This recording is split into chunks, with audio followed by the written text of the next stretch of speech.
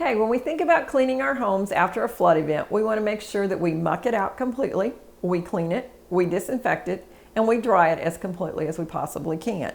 When we think of mucking our home out, we want to make sure that we use the proper equipment and tools. We want to use rubber gloves to protect our hands and our forearms. We want to use a respirator that Ron Clark mentioned. And we want to make sure that we remove as much of the foreign material that was left over from the flood as we possibly can, all the mud, all the dirty water. When we think of cleaning our homes, we want to use some type of a detergent to clean our homes. When we think of disinfecting our homes, we want to use some type of a biocide. Bleach works well and is readily available and relatively inexpensive, and the solution needs to be 2 tablespoons of bleach to a gallon of water. And when we think of drying our homes out, we want to make sure that we dry everything out completely. Walls, floorboard, things like that. When we first get back into our homes, one of the things we think about is restoring our keepsakes and finding out what kind of condition they're in. And one of those things is potentially photographs. We want to evaluate the condition of our photographs to see if they're beyond repair. We want to remove the photos that can be repaired from plastic or paper enclosures or frames. And then we want to carefully rinse the photo under cool running water. Shake off excess water, and then either hang them up with clips so that they can dry, or place them on absorbent paper toweling so that they can dry possibly there. And we don't want photos to touch each other because they will stick to each other as they dry.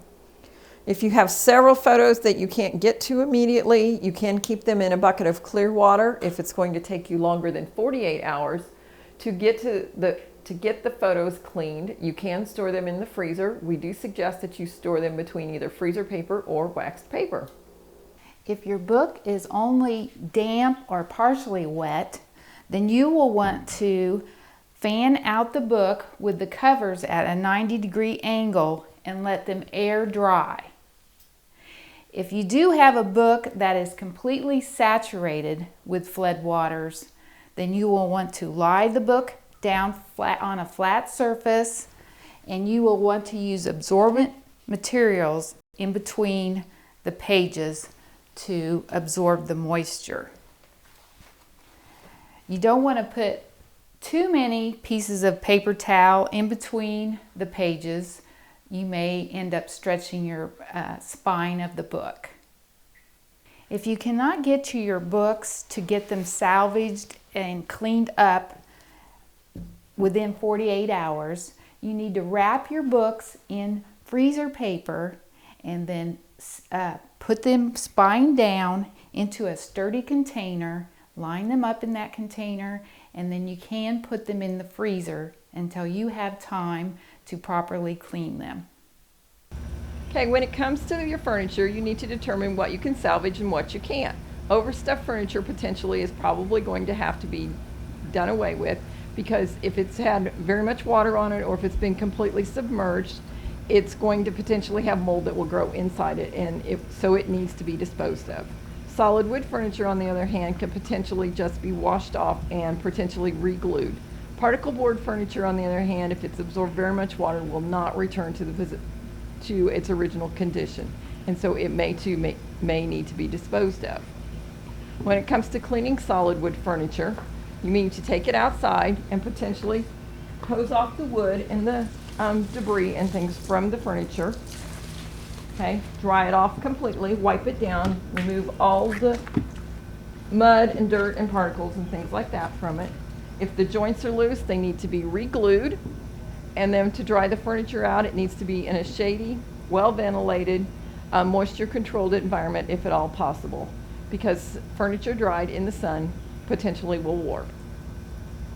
When carpeting has been flooded by flood waters, it's best to have a professional clean the carpeting, but if that is not possible, there are some steps you can take. First, you would want to pull all the carpeting up, remove the carpeting from the home, and drape it outdoors. Then you will want to take a hose and spray off all the mud and the muck. For soiled portions of the carpet, You will want to take a low sudsing carpet cleaner and scrub it in with a broom.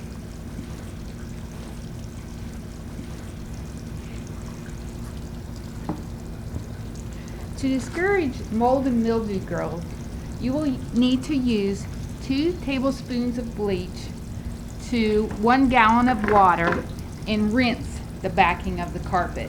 Carpet padding should all be removed from the home and discarded.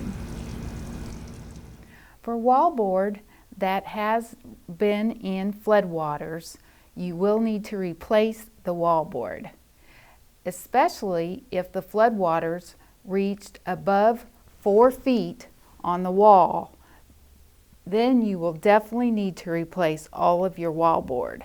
But if the floodwaters only reach up to 3 feet or below, you can replace the lower up to 4 feet of the wallboard and then take a 4x8 sheet of wallboard and apply it to the wall sideways.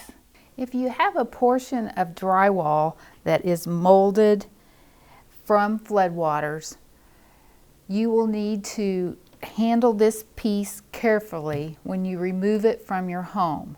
You will need to wear a mask and have your gloves on, and you will need to use plastic to wrap that portion of drywall in and tape it shut so you will not spread the mold spores throughout the home as you're removing it.